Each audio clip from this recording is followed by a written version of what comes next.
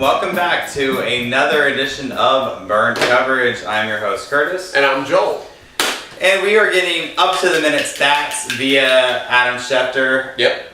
And Joel's just got the feed right there. So that's his guru. He's got sources all over the place, and just was getting a hot feel. And hopefully he just got a hot feel for running back. Is that what we're doing right now? Running back? No, is it? No, sorry. A hot feel for a quarterback. There you go. Hey. Absolutely. Wait for it.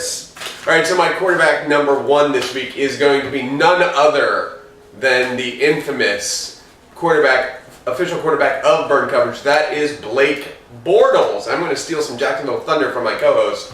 I knew it was going to come. It just took a little time, but so took half the season. Blake Bortles is fresh off a career-high 381 yards and 2 touchdowns against the Jets of New York. He's thrown multiple touchdowns in 4 straight games, and now he's going up against the Ravens defense, which have allowed the second most fantasy points to quarterbacks, giving up an average of 284 yards a game, and they are last in the NFL in takeaways. Prices were going for $7,800 on the duel, $5,600 on DraftKings. I really think this is another strong Blake Bortles week. Well, if you've been watching Burnt Coverage at all, you know I'm a big fan of the burgeoning Jacksonville Jaguars offense, and I haven't been proven wrong. I think the fantasy world has been taking a storm by the things that I've been telling you all year. Bortles, Allen Robinson, Allen Hurns, even a little TJ Yeldon here and there. And I expect Julius Thomas to get into the mix pretty soon too. Stay healthy. If he can stay healthy. And speaking of staying healthy, and I like Bortles in the matchup for sure. But one of my biggest issues is Allen Hurns. You know, every week Allen Hurns is listed as questionable. He has a little thing and he always comes out and performs very strong. However, this week he's been in a walking boot. Didn't practice today. Didn't practice. There's like a sprained ankle sort of issue. He's a real questionable, not this like we're just resting him until the week comes. Yeah. And so that kind of makes me a little worried about Bortles' value. No, because Allen Robinson has been lights out for Bortles anyway. Hurns has been a nice number 2 addition to that offense. Hurns has said that he will definitely play on Sunday. It's only Wednesday right now, so God knows how that will play out. Well, I mean, Roethlisberger says he's going to try to play this week. Well, yes, that's true. I mean, every quarterback says they're going to try to play. But Roethlisberger is no Allen Hurns. Come on. No. How far we've come.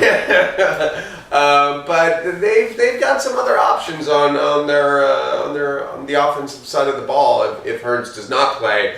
But I have full confidence in Allen Robinson to be able to pick up the slack if Hurns is out. And I think the matchup alone is worth a look at Bortles at least, even if you're not super strong on him, and if you're a guy like me that likes to play a few varied tournament tickets, I think Bortles is a fine play. And last week, I know my counterpart on the couch is a big fan of Derek Carr, and I played quite a bit of Derek Carr, and that worked out. You know, another young quarterback with a lot of the good arm and good targets, and I like the Bortles play this week. Who's your pick?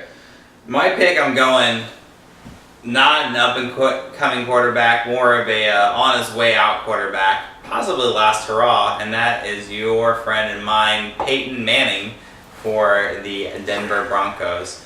You might remember Peyton as being the best quarterback ever. Don't tell Tom Brady that.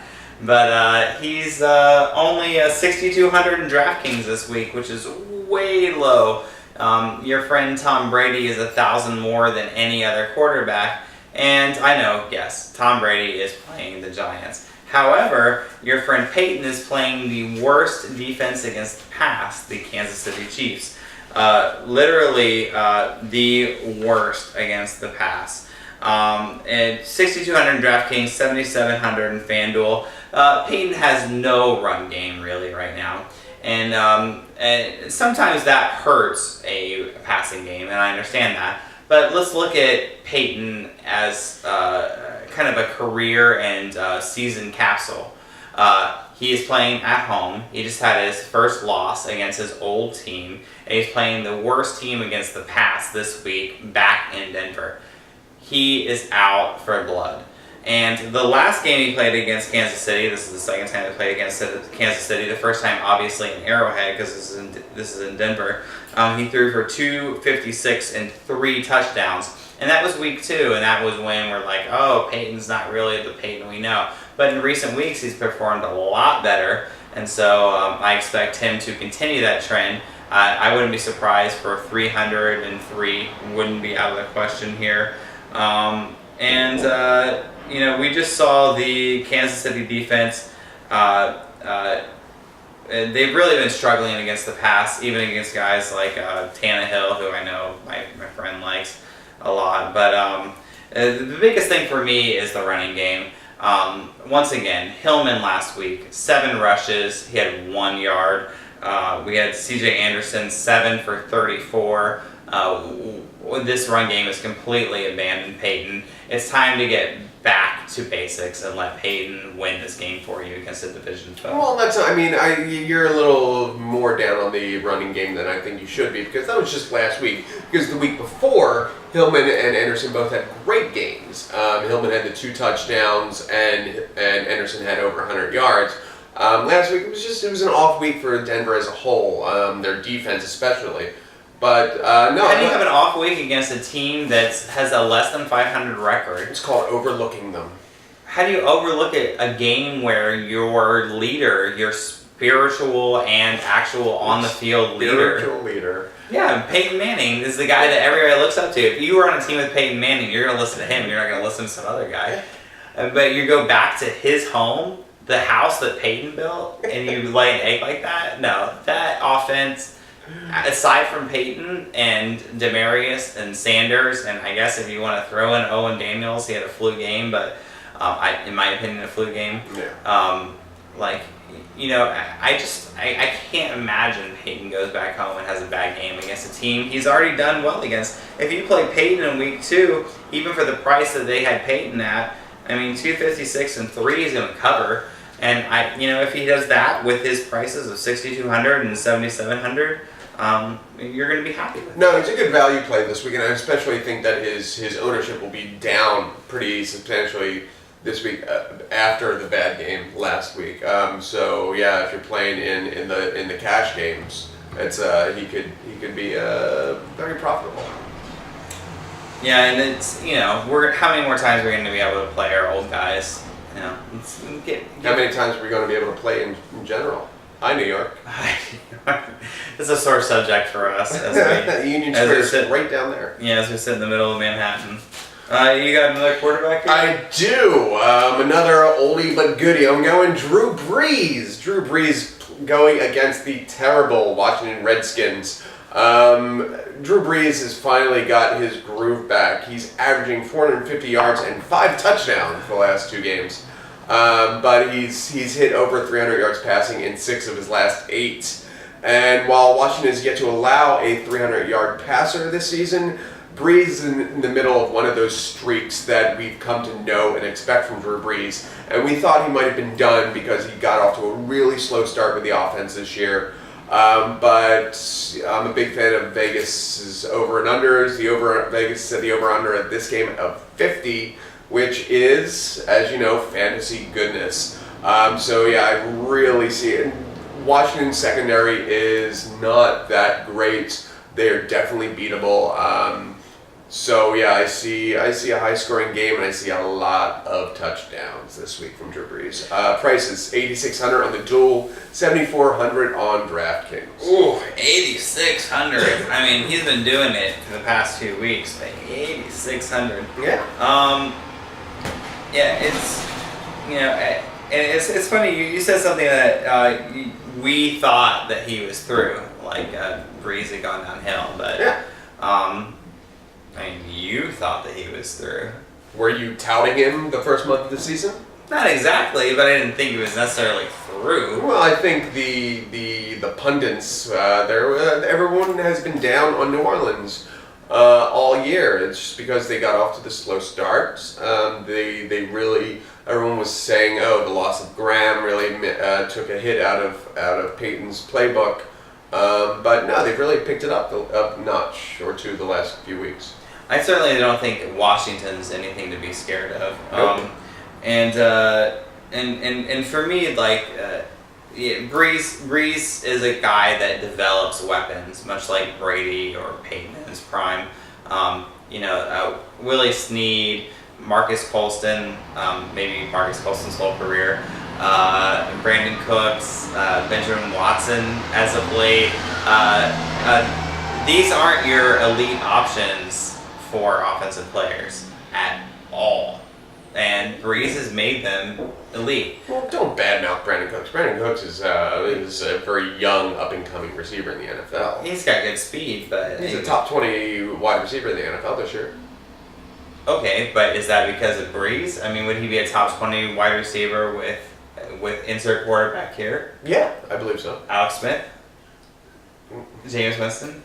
No. But those are not NFL. Those are not NFL caliber quarterbacks. I was just saying. I mean, those are not NFL caliber quarterbacks. So you're saying that Brees is making him a quality? No, I think if he was with Blake Bortles, he would be great. Wow, I can't believe you're so on this Jaguars train now. I'm telling you, man. And it's not garbage time points this year. It's going to be this game. It's going to be right from the get-go. Look at him. He's just so cocky in his Jaguars pick. That's my pick. I've made a lot of right calls in the last few weeks. Oh my God, are you kidding me? All right, I gotta get away from this. Yeah, Brees is good. In case you didn't know, the Hall of Famer Drew Brees is good. Oh, here we go. Mocking me. All right. But I will see your Brees, and I will go to the other side of the field and take the other quarterback in this matchup, who will certainly be in the Hall of Fame one day, and that is Kirk Cousins. Yeah, it was a joke. But I am actually picking Kirk Cousins. Kirk Cousins, DraftKings 5,200, FanDuel 6,500. Do I think Kirk Cousins is a fantastic quarterback? No. He does have a decent arm, which he loves to use throwing the ball downfield. However, he hasn't had a wide receiver to throw the ball downfield to because Deshaun Jackson's been injured. However, Deshaun Jackson is back. We also still have Pierre Garçon, your middling reception receiver, and his favorite target, Jordan Reed, who we might touch on later. We'll see how that goes. But he's facing New Orleans this week, and New Orleans is maybe the worst defense in the league. And by maybe, I'm being nice. Because a lot of defenses will feature in our segments will say, oh, they're good against the pass, but they're bad against the run, or vice versa. New Orleans is 31st in total defense, so that's not good. And they're 31st against the pass, which is why I'm highlighting Kirk Cousins. And let's see, they're averaging 292 yards passing a game against them. So almost 300. So in leagues such as DraftKings, where you get a bonus for 300 yards, well, Kirk Cousins is right there already just with the average. The run game is a total mess. Alfred Morris, Chris Thompson, Matt Jones. Like none of those guys have lived up to or even past each other. Last week I thought Chris Thompson would be a decent play because they were playing the Patriots and they'll be behind. He didn't even fulfill that. So that the run game just can't be trusted at this point. And I just want to go over just a fun little fact about the quarterbacks who have been playing against the Saints recently. This is just the past 3 games. Mariota last week played the Saints, had a line of 371 yards and 4 touchdowns. I called him last week. Very good choice. The week before, Eli Manning played them, had a line of 350 yards and 6 touchdowns. I called him that week. The week... I did. Oh, go back and see that, but... Mom, don't look.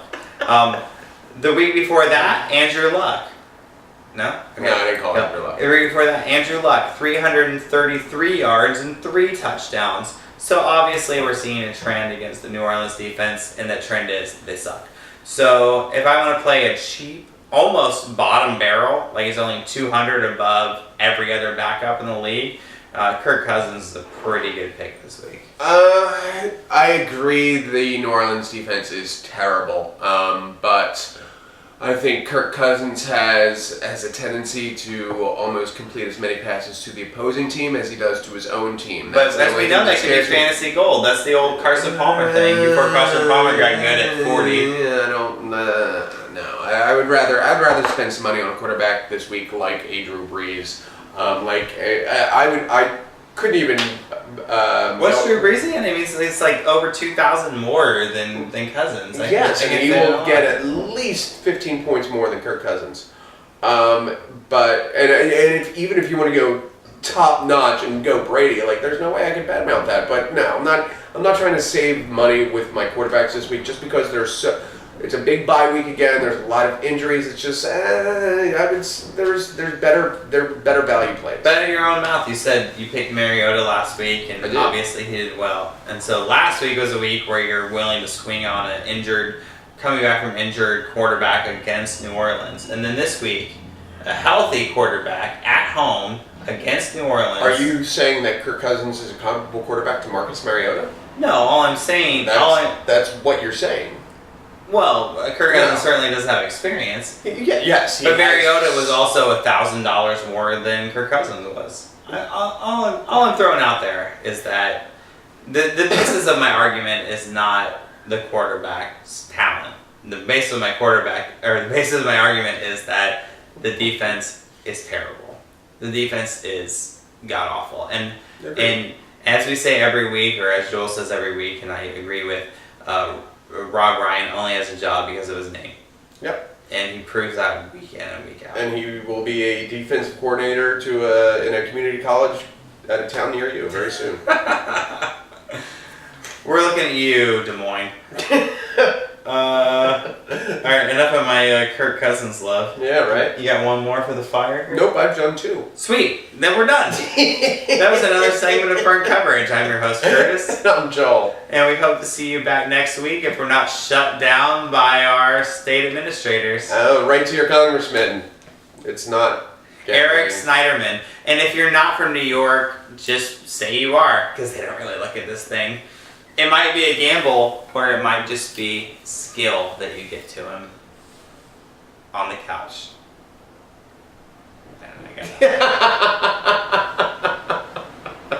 Gambling on the couch.